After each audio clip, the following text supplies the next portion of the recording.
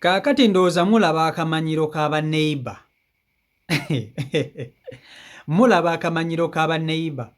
Munne aleese ensolo ye, oli mu kumukwata butambi.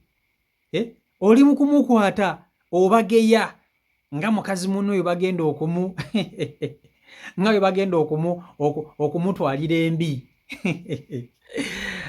Nange emizigo, Mukama Katonda bw'akuwonya emizigo oba owonye ky'amaanyi. Kaakati omuvubuka gw'olaba oyo ayise girlfriend wa ajja amukyalireko bafunemuko kaseera ak'essanyu beyagalemuko ng'abaagalana. Kati ku muzigo gwabwe emabbali waliwo kinneyiba kino ekikutte akatambi kiwuulu. Kyo kiriwo okulingiriza bavubuka babeera bakyazizza bakazi. Era musajja wattu girlfriend bw'atuuse kinneyiba ne kidda mu ddinisa lyakyo kiti ne kitandika okubalikoodinga. Ne kitandika okubageya kati oyo ayingidde agenze naye balyoke bamukube embi. Ebineiba gwe mulimu gwabyo ku mizigo. Era bw'obanga oli muvubuka ng'obeera ku mizigo egiriko abakazi, bye bino ebintu by'oyitamu.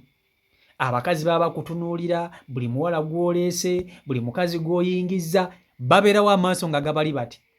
Abamu banneiba ssebo batuuka n'akaseera ne batula ne ku miryango gy'abavubuka. N'oleeta omukazi n'osanga ssebo banneiba nga bali mu lugambo bali ku mulyango gwe kwe batudde. N'obagamba bannange musembereeyo nzigulewo nnyingize emmaali. Naye nga bakulaga bo tebakola ki? Tebavaawo. Bwe ne balyoka batunuulira omukazi bakutunuulira. Kwegamba bintu bingi nnyo abavubuka bye bayitamu ku mizigo egyo. Maama! Mpozi nga bopangisiza tewali bakazi. Bannange bageya. Era buli musajja yenna ndaba njulira. Naawe omukazi abamu babasomba. Okimanyi bulungi nnyo nti gye wagenda okulaba nga ku boyfriend wo olumu mwasangawo banneiba nga batudde ku mulyango bali mu mboozi banyumya n'oyingiza emmaali munda. Osabula batudde ku kabalaza we bali nga ky'olina okukola kiri ekintu eki kwongeza ddoboozi lya woofa. Olina okwongeza ddoboozi lya woofa. Kati nabwe bawulira woofa eyongedde bamanya guseka. Kakati musajja wattu ayingiza emmaali kyakoze obugatto bw'omuwala n'abuyingiza tabulese bweru wecwi. Ne bayingira munda ne bannange banneiba mumalako emirembe. Omuntu ayinza kubeera mu mirembe nga banneiba bakazi tekisoboka. Naye baba bafumbo oleeta we bakukuba amaaso we bakupima bati bannange okyaza bannange. Kankutuuseko akatambi kano okeerabireko. Vidiyo yiiyo yali ayiseko mu mbeera bweti. Mpa komenti nga mu comment section yawo. Mulaba omuwala oyo ali kwesaana takumusabula. Ndowooza mumulaba ayingidde. Bagenze mmuyiwamu kati awo. Bagenze muyiwamu bibbongo bannange. Oyo ayingidde agwereddeyo. Mulaba omuwala oyo azze kukyalirako lulenzi. Mu musana ku ssaawa 7 n'akasana ndowooza mukalaba. Ayingidde bagenze mmusabula. Bannange kino kikambwe. Ndi neiba w'oyo naye tamanyi nti ndi bakwata. Anonye bugatto omulenzi. Anonye bugatto naye mbuuza abasajja lwaki muba muyingiza obugatto? Nzize okukyalira ate oyingiza bugatto. Bagenze kwesabula bagenze. Omulenzi wuyo anonye bugatto. Naye kyembakola anonye bugatto Yesu antakusabula. Bannange omusana guno umusana ttaku. Kaakati ng'omuvubuka atannawasa, bino bye bimu ku bintu by'oyitamu ng'okyali mu mbeera ey'okusomba kano na kali. Bino bye bimu ku bintu by'oyitamu. Ate n'abaana ab'obuwala bye bimu ku bintu bibakola ki?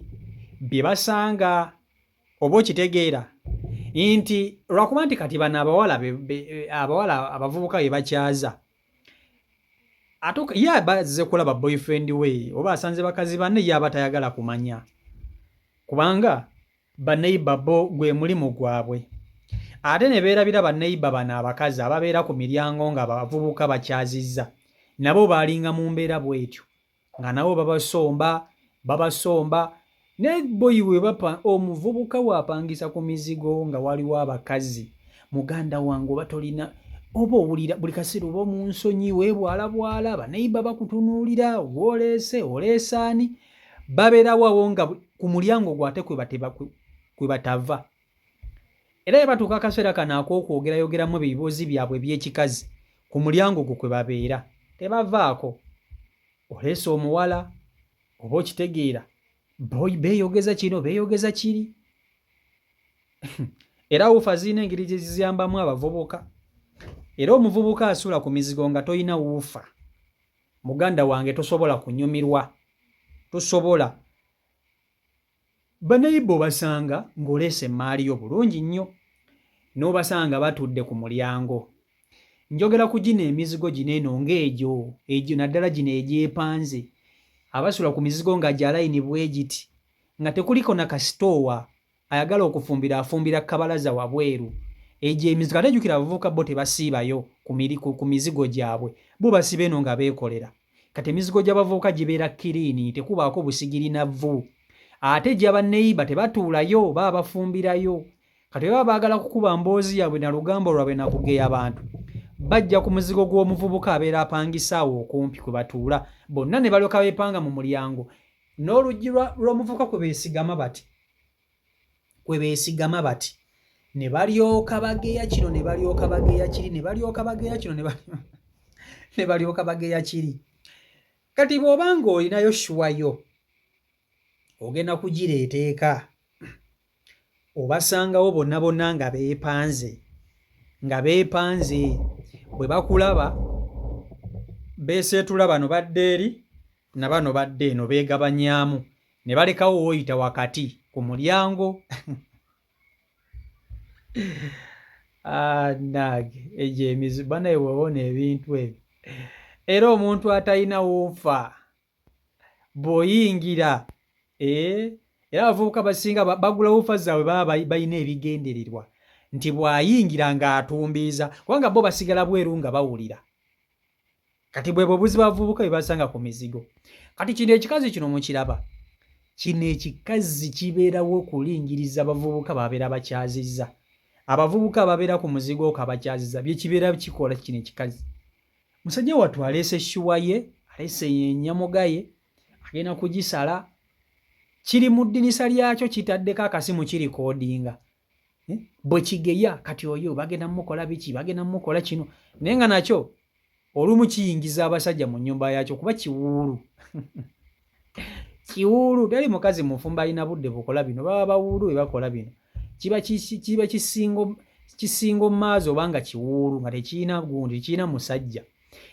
bebikazi bityo bibitera okuba n'obudde awo ne bulingiriza naye munnange n'abakazi abalina abasajja boyi wange bonna beebamu kasita obanga oli muvubuka ng'opangisa ku muzigo byebino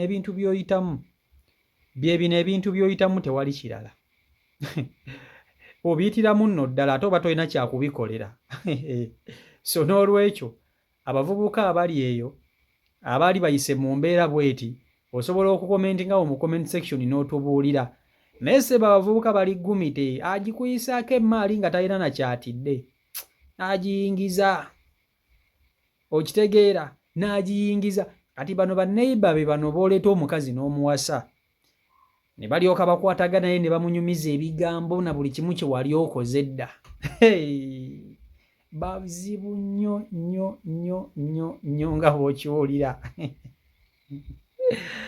era egyo emizigo ntayi bannange bw'ogiwona oba ogiwonye era buli muvubuka yandibadde asulakokko mu nnyuma nga teziriimu nnyingi mu wantu ng'osobola okuleeta emmaali yo nga teri muntu yenna inateddeko maaso biki naye boyo obwo buzigo omukazi ajja yeekweka nawe ojja olingiza oba weebali oba tebaliiwo mulyoke mwesolobobbe emmundu eseke naye bannaage naye nze munnaye sibimanyi oba saabikola kama yabikola ki musajja eyeekuuma kitegera ekintu ekyo so ndowooza tusisikana olunaku olw'enkya ndowooza twesisikana olunaku olw'enkya Mukama Katonda ng'asazeewo naye nga mbaagala nnyo mwena abeekumira ku mukutu gwa CEO Michael Uganda yo #1 news channel omukutu ogukuleetera amawulire g'otagenda kusanga wantu wala wonna ng'olina kugasanga wano wokka w'ogenda okugalaba. Ky'olina okukola ekintu ekya kusubscribinga, bw'omaliriza oteekeko notification bell. Eyo notification bell omala okugiteekako gwe ng'olina notification nti CEO yataddeyo dda, ng'olyoka olaba amawulire agakunyumira, agakumalako stress, agakusanyula. Okitegera ekintu ekyo. So abeetaaga okukozesa CEO Michael Airport Pickup bwe tuli okuba nti tukutambuza, nammwe abalina bizinesi ez'enjawulo osobola okuzira entuba ng'ate tukola nga tuzikuba abantu mu maaso. So byebyo ebiri ku sayidi eyo.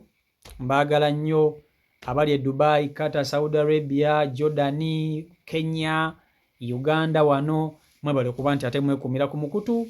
Omukama Katonda abankuumire, mubeere bulungi, mweraba.